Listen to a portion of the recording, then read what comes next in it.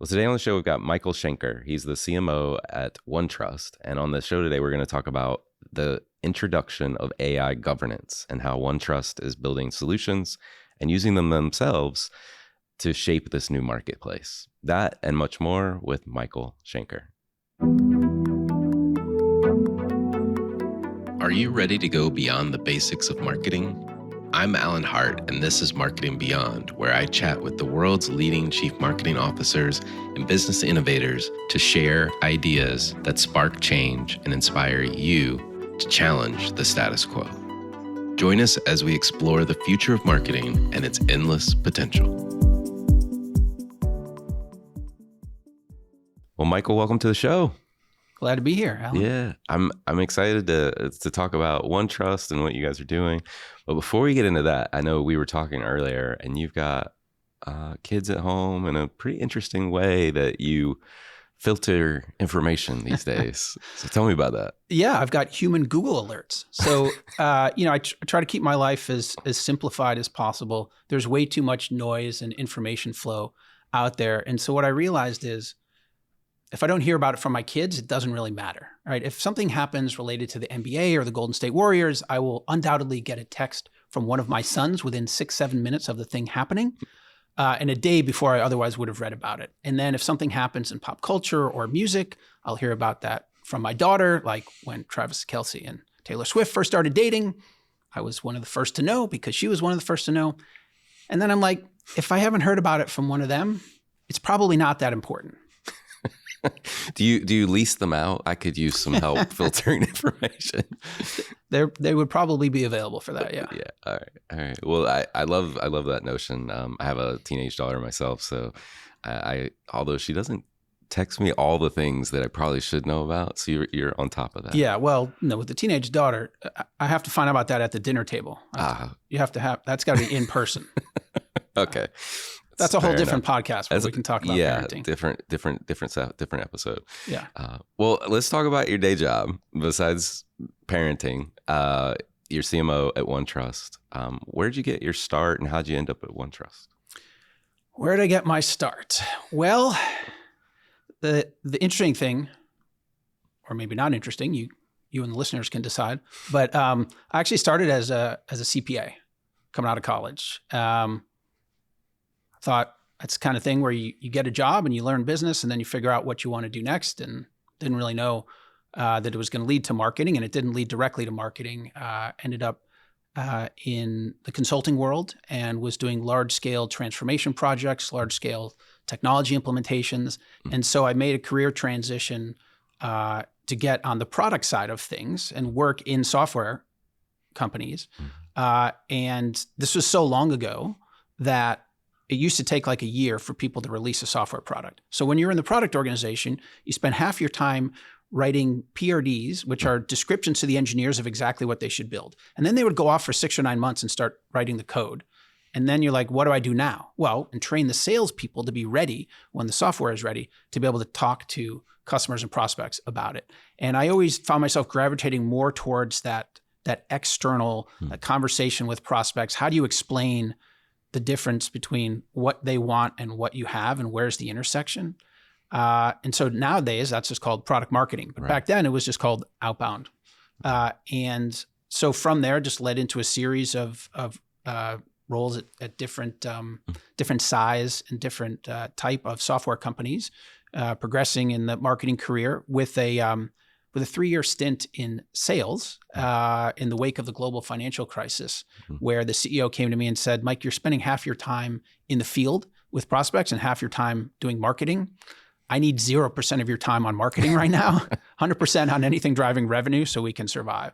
And we did. I'm proud to say 3 years in sales, carrying a quota, hit my number and the team's number all 3 years. It's kind of like when a baseball player retires with 1,000 batting average, albeit with not that many at-bats, as any sales professionals listening would probably point out. But going back into marketing, it just made me a much better marketer, because I think until you understand what it's like to sit on the other side of the table with, let's say, a CFO and explain to them why, how are you going to persuade them that the solution you have actually solves their problem? Otherwise, you end up doing what I call ivory tower marketing. And that's the thing I I hate the most. Yeah. And so the directly leading up to OneTrust was I was at Coupa for about 5.5 years, and OneTrust reached out, and the story was we have a series of products in related markets, but we need a narrative of how it all fits together. And we're leaders in some current categories, but we're moving into a new category that's just emerging around AI governance. And how do we do both at the same time? Most of my career in marketing has been creating new markets, creating new categories. And so this was an opportunity to actually have the best of both worlds. It's like, hey, already a market leader in some known categories, and let's also create a new category. And then how do we stitch it all together? Thought that would be a fun challenge. And so far it has been. Yeah, no, that's awesome. I mean, I love the accounting background. I don't know that I've had a person on the show before that had that background. Now I've had, and it's not a bad thing. It's just like, it's just new. Like, so I've checked the box, but I've had lawyers turned marketers. I've had engineers turned marketers. Now accountants turned marketers. I like it.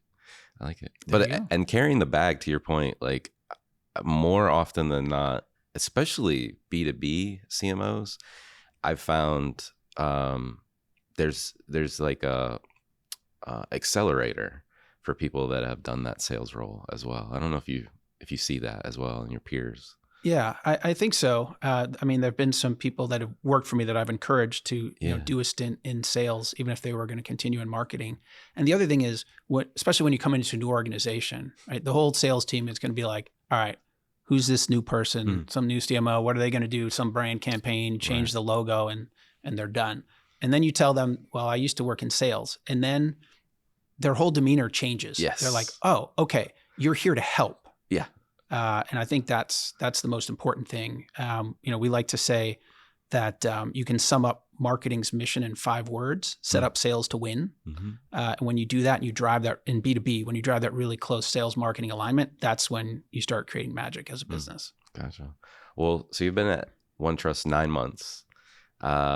What have you learned at this point? Where are you in the journey, if you will?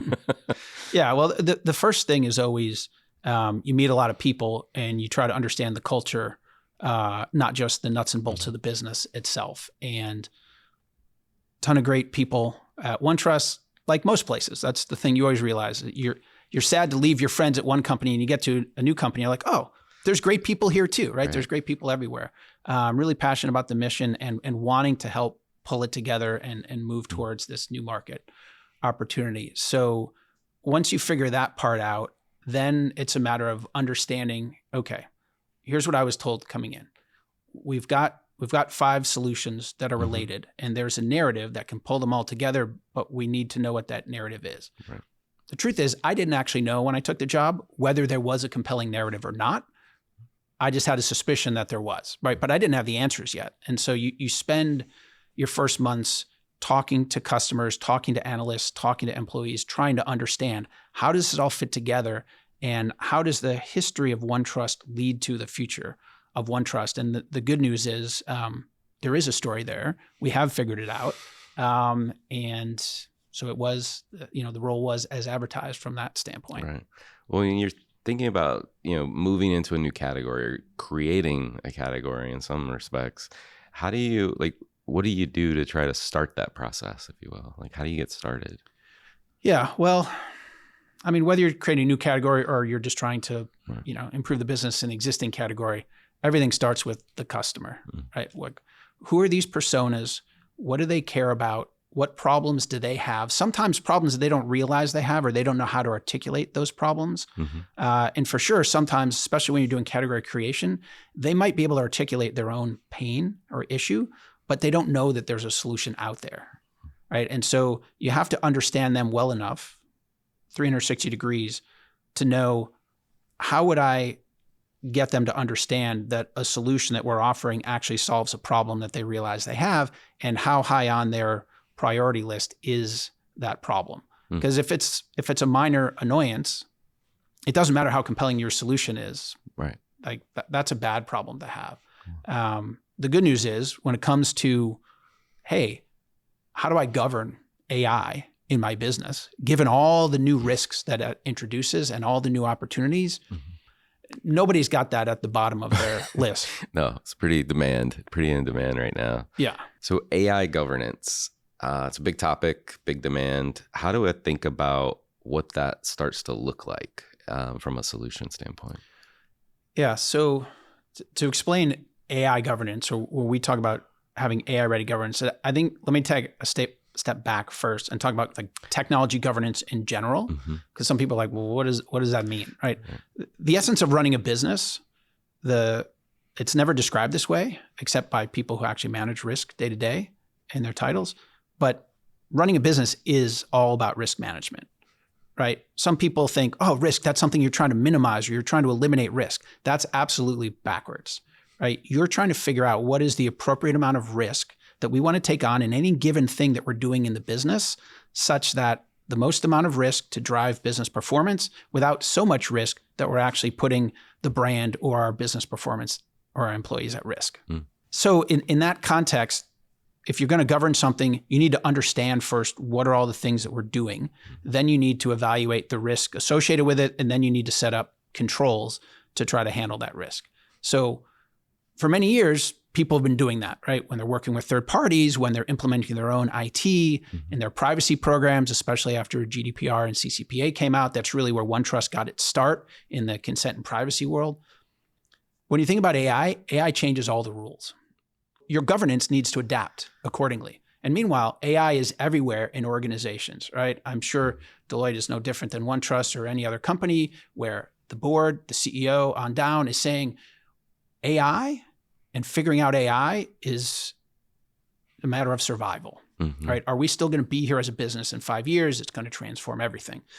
And a lot of times that feels like hype. Maybe it was with like blockchain or some things, or they were just wrong by 10 years because it will be transformative. But the AI hype train, there's also a lot more grains of truth in that, I think, than some of the others.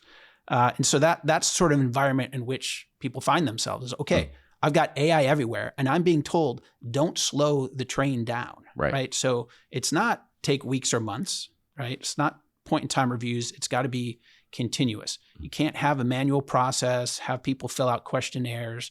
You've got to actually, ironically, use AI in order to scale with AI, right? So you've got to have AI agents and automation that can go look at all this information, pull it together, and come back and say, hey, I filled out 98 out of 100 questions on the questionnaire. I never had to talk to a human. Can you check those? And then here's 2 that I couldn't find anywhere on the web. So you're able to automate somewhat the governance and the risk process through the use of AI to govern AI. Yeah. It's very meta. Yeah, it is. Well, this is why when we talk about AI ready governance, it's actually, there's 2 sides to it, right? One side is how do you govern AI as a new thing that needs to be governed? But the other part of it is take every way you've been doing governance to date and throw that out the window and find a new way to do it. Being AI ready in your governance means modernizing everything you were doing and all the new stuff with AI, right? How does an agent work? How does a model work? That's a totally different paradigm where you need to think differently about what those risks look like and how you're going to try to handle them. Gotcha. And so as you take this solution for AI governance and you translate it into practice inside of a company, what does that look like, if you will? Yeah. So let me put in simple terms, right? The first thing that anyone wants to know that's responsible for AI governance, and usually companies these days have a committee, right? And the committee needs to know what is everything that we're doing with AI. Because people in that room, if they all were given a piece of paper in 5 minutes and tried to write them all down, I promise you they would not know all the different use cases for AI that are actually happening. But it turns out if you plug into a bunch of software systems, data platforms upon which all the AI workloads are happening, you can auto-discover every AI use case out there. You have these things, AI model cards, that describe what is the model being used, what are the inputs, right? Because what really matters now is what are the inputs in, what is the transformation or processing that's going on inside that LLM or other AI algorithm, and what is the output? And you've got risk in all 3 areas, whereas before in the governance, it was just like, well, what's the outcome? And how do we prevent a bad outcome? And now there's risk all through it. Well, how are you as OneTrust? Like, how are you guys starting to think about AI and for yourselves and how it comes to life for yourselves? Yeah. So we have to be customer zero of our own software,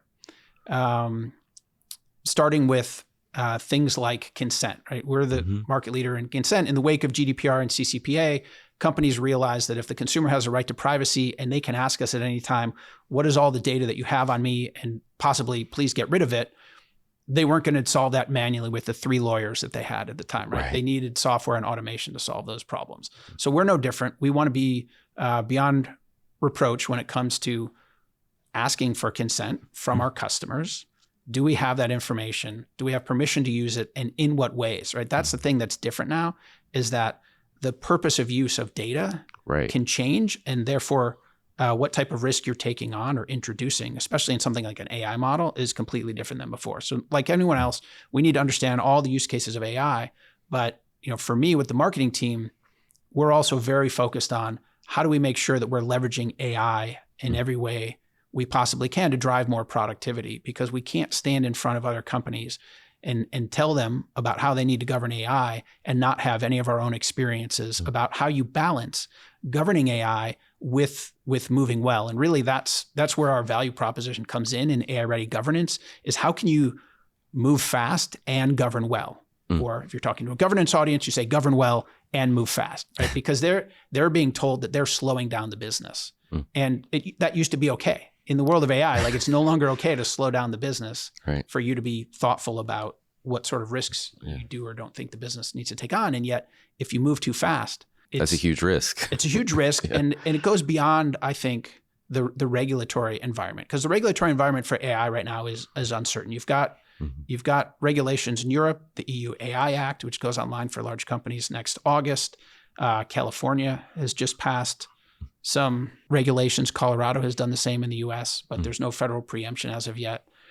But for us and for our customers, regulation was the driver when it came to privacy programs. Regulation is not the driver when it comes to the governance of AI, because everybody knows what the stakes are if you get it wrong, and the brand risk that you're taking on if your customers find that you're misusing their data in AI. Just the level of risk goes up, and the level of consequences has gone up. And so people are really focused on AI governance, not because a regulator is telling them that they have to, but because everybody understands what's at stake for a company and for all of us as society if things go wrong.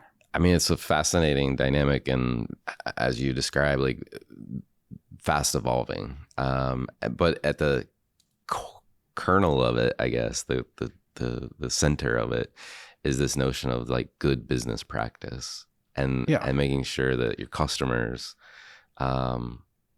know what they're signing up for, right? Yeah. And to your point earlier about like the difference between what consent used to be versus now use of data, it's a game changer, right? Like you've really got to rethink how you apply these principles of good business practice with your customers' information. Yeah. I mean, we articulate our mission as enabling innovation through the responsible use of data and AI.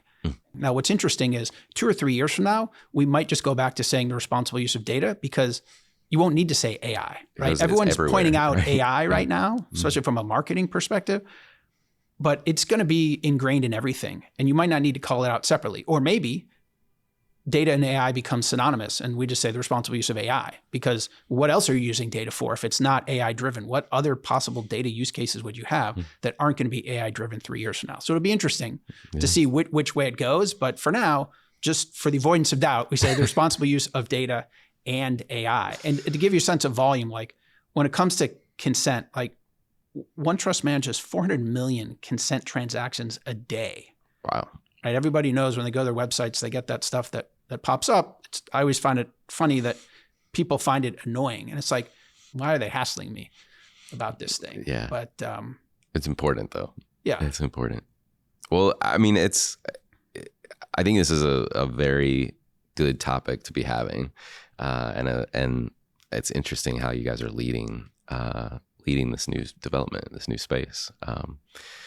one of the things, not to pivot hard, but like one of the things we love to do is to get to know you better, as well as the subjects and topics that we talk about. And my favorite question to ask everyone, a little bit more reflective, is, has there been an experience of your past that defines or makes up who you are today? What if I said no? People ever say no to that? Nope. No experience. I've never had a no. Okay. No. All right. Well, I won't be the first no. Okay. No, the way I would think about this is, my father's an engineer, my mother's an artist. Both of them taught at the high school and college level at various points in their careers. And so I think about what a marketer is, right? I'm an amalgamation of those two things, right? You have to be part engineer. And I learned how to be analytical, how to be a logical thinker from my father. And then from my mother as an artist, you really think about a broader canvas of self-expression and how you can do it in lots of different mediums. And I think, marketing is an art and a science, at least done well. And so, what's the experiences that have led me to now? There's all kinds of them that nobody listening really cares about. But I think it starts with that sort of DNA and nurturing that you're given at an early age. Yeah. No. Well, that was a great answer. I'm glad I didn't say no. I love it. Well, if you were starting this journey all over again, like, what advice would you give your younger Michael? Take more pictures. Tell me more about that. Well, so think about our kids have always been digital. They've got photographic or video evidence of like everything that's happened in their lives. I backpacked through Europe after college, as one did back then, for about a month with a good friend. I have zero photographic evidence that that trip ever happened. And so the older I get, the more I will forget all those great things that happened, right? But when you flip through an old photo album, it brings you back, right? You remember all those things that used to happen. And my wife puts together these photo albums every year for our kids that like capture the prior year. And, they look at them around the holidays and then it goes up on the shelf, but occasionally it gets pulled back out. And when I reflect on like what I should have done more when I was younger, is like, take more pictures. Yeah. Celebrate those moments again, if you will. Yeah. I love that. Well, is there a topic you're trying to learn more about right now, or you think marketers need to be learning more about? I mean, it's a boring answer, but AI, of course, for sure. You think about where the most adoption is happening, where the most compelling use cases seem to be. It's either, at least in our industry, it's either if you're a coder, right? People can use those software tools with AI, or it's in sales and marketing use cases. And as I said before, we want to be adopting at OneTrust as many of those use cases as we can, or at least considering them. And so spending time talking to other marketers, folks like yourself, hey, what are people using? What's working? What's not? Because there's a lot of things that have been tried. I don't need to try everything myself. I can learn from others, mistakes and victories as well. And so that's the area that, even outside of the work context, listening to podcasts on nights and weekends, just learning about AI more broadly, I think is important, right? It's not just about the use cases. You need to understand the principles behind it if you want to understand how it's really going to be so transformative. And also, given our mission around the responsible use of data and AI, really thinking about what are those broader ethical questions that need to be grappled with, right? If we're going to have conversations with our customers about this stuff, we need to be knowledgeable. We need to be credible about these things. We need to be practitioners around AI and AI governance as well. And so that's a thing I spend a lot of time on because it's important. No, makes sense. Well, what are you curious about in the world today? I know you got kids and they're keeping you up to date on all things, but I mean, I'm probably curious about too many things, which is why my wife accuses me of being filled with useless knowledge. I assure her it's not useless. I just haven't found all the good places for that knowledge yet. But I think, one in particular, I grew up, my brother and I, watching pretty much every movie that we could, right? I'm a huge cinephile. And when you have kids, and when I had kids, the only movies they would watch growing up came from the Marvel universe or the Star Wars universe. And at the time I was like, well, this is great because I want to see those movies, but I'm a grown up, so I can bring a kid and then I have an excuse. But those movies are so, first of all, so CGI, but not really character driven, really just action driven. That when I tried to, let's say, watch a slower paced movie with my kids, they didn't have the patience to sit there and watch one of those movies that maybe I remembered really loving as a kid. Now, watching it as an adult, I realized that it was slower paced, the narrative structure was a little off and all those things. But I've been watching closely to see when that stuff will start to come back. And I think it has, although less so in movie form and more so on streaming services and, a limited series, right? If you've got 8 or 10 episodes, you can really spend more time on character development and really tell a good story or multiple stories threaded together. And I think, again, not that it all comes back to being a marketer, although this is a podcast for marketers, but it's like, I think that's the part of like storytelling that I think Hollywood got away from for a while and is now coming back to, because with streaming, the economics can make more sense to actually take time to just tell a good story for 90 minutes, right? Everything had to be a big movie for a while. And actually, there's lots of great, quote unquote, small movies, right? It's 90 minutes and it's 2-3 people and you're telling a story about them in a small town or whatever it is. That's how you can learn about the world, right? How you can learn about people and other parts of the world, other cultures, understand what's going on in other people's lives, which again, I think the essence of good marketing and good selling is having empathy for the person on the other side of the table. And if you can't understand their internal world and you can't put yourself in their shoes, then you're not going to be very good at your job. And so now I'm just realizing that, all that time that I thought I was wasting and being told by my parents I was wasting watching TV was actually just honing my skills as a marketer. So look at that. This is like a therapy session. I appreciate it, Alan. I know. I love it. It's a great marketing lesson in there, especially around understanding people and empathy and the story that you need to architect to get people to recognize and understand and comprehend what you're doing. Yep. So, last question for you. What do you think is the largest threat or opportunity facing marketers today? So some people would say AI, but I actually think the biggest threat to marketers today is complacency. It's very easy to take the tactics that have worked in the past and say, okay, rinse and repeat. We're going to keep doing those things. And sure, we're going to buy some new technology. Maybe it's whiz-bang AI stuff, but fundamentally our approaches aren't going to change. And I think that kind of complacency is really dangerous, because if the essence of marketing starts with understanding the personas that you're trying to sell to and what problems they have, those people change over time. The problems they have change over time, right? The world is dynamic. And so if you try to apply static tactics against a dynamic world, you're going to find yourself, you might start off on target and then you're 10 degrees off and 15 degrees off and 20 degrees off. So I find that constantly being willing to challenge the way we're doing things today, even when they're working, is the most important thing that I can do as a marketing leader, is to get the team to think, okay, but if you had a clean sheet of paper, is this how we would do things, or would we approach things differently? Technology aside, are there other things that we could do?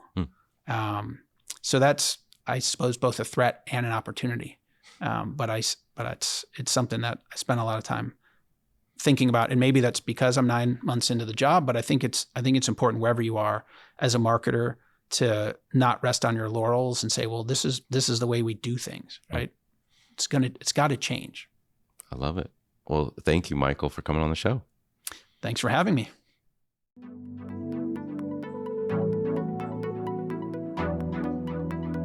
Hi, it's Alan again. Marketing Beyond is a Deloitte digital podcast. It's created and hosted by me, Alan Hart, and produced by Sam Robertson. We have even more cutting-edge marketing insights headed your way. Be sure to subscribe to our channel to stay up to date with our latest episodes. I love hearing from listeners. Share your thoughts about the episode, the topic covered, or the show by commenting on this video or emailing me at marketingbeyond@deloitte.com. If you're interested in more conversations with industry visionaries, we invite you to explore other Deloitte Digital podcasts at deloittedigital.com/us/podcast. There you'll find the Marketing Beyond webpage with complete show notes and links to what we discussed in the episode today. I'm Alan Hart, and this is Marketing Beyond.